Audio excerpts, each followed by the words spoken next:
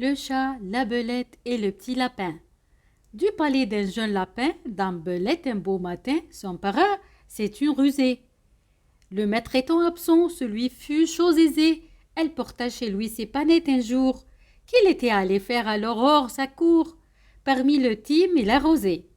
Après qu'il eut brotté, trotté, fait tous ses tours, Jeannot Lapin retourne au souterrain séjour. La belette avait mis le nez à la fenêtre.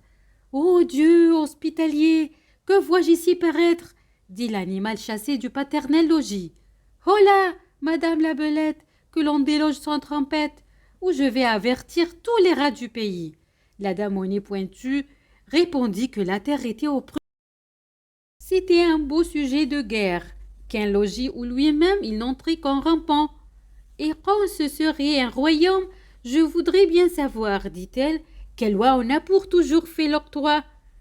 À Jean, fils ou neveu de Pierre ou de Guillaume, plutôt qu'à Paul, plutôt qu'à moi. Jean Lapin à l'égal la coutume et l'usage.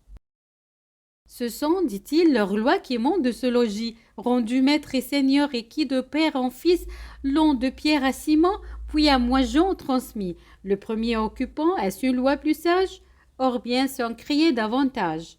Rapportons-nous, dit-elle, Armina Gorbi, c'est un chat vivant comme un dévot ermite, un chat faisant la chatte-mythe, un saint homme de chat bien fourré, gros et gras, arbitre expert sur tous les cas. Jean Lapin pour juge l'agréé, les voilà tous deux arrivés.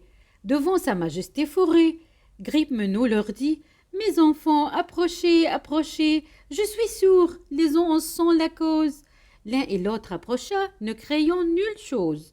Aussitôt qu'à portée, il vit les contestants. Grippe-Menou, le bon apôtre, jetant des deux côtés la griffe en même temps, mit les plaideurs d'accord en croquant l'un et l'autre. La morale de la fable, il vaut alors mieux s'occuper soi-même de régler ses affaires. À bientôt!